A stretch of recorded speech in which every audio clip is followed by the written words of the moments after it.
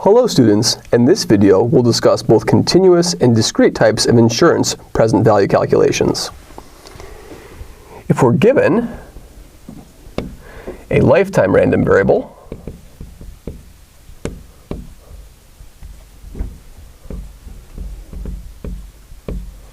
Tx, and curtate variable Kx, which of course is just the floor of Tx, we can consider a payment of $1 at the instant of death. We know that the instant of death is Tx, and so if the interest rate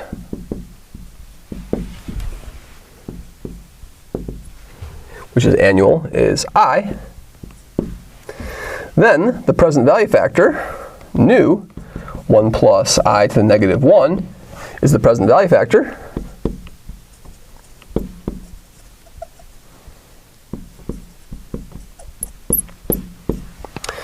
And we can consider the factor nu raised to the Tx.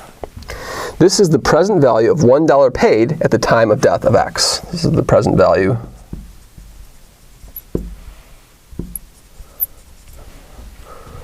of $1 at time of x death. And what we can do is we can compute the expected present value of this random variable. So if we call this random variable, for example, we can call this z over here. So this is a random variable z. Then the expected present value of z, expected value of nu to the x, will be denoted a bar x. So a bar x is the expected present value of $1 at the time of x's death. And this is a continuous whole life policy. This is a continuous whole life insurance of $1. We can also consider a discrete version of this with the curtate function. If we look at nu to the kx plus 1, well, recall what kx does. Kx is the floor of a lifetime.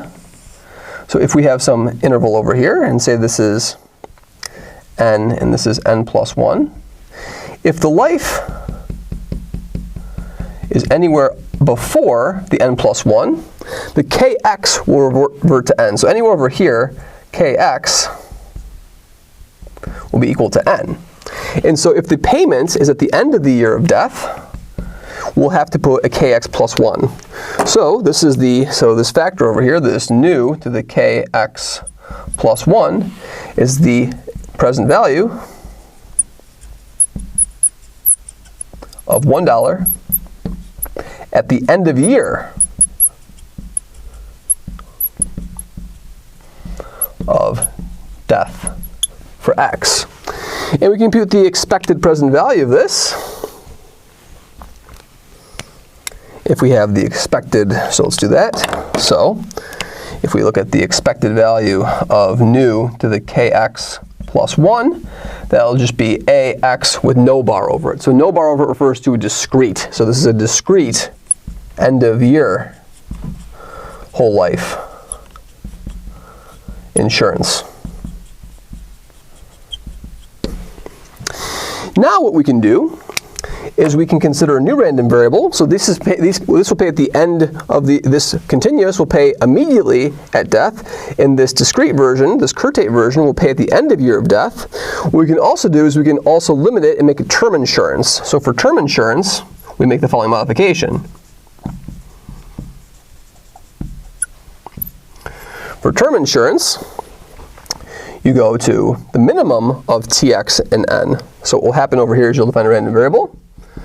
For the continuous version, what you'll have is the following. You'll have nu to the tx if tx is less than or equal to n, and 0 if tx is bigger than n. So for term insurance, you'll get the present value of $1 at the time of death up to the time of n. And for discrete, what we'll have to do is we'll have to be a little more careful. We'll have to put an n minus 1 over here and an n minus 1 over here, because you're going to pay up until the very end of death. So what happens for this is the expected present value of this random variable. So this is the subterm.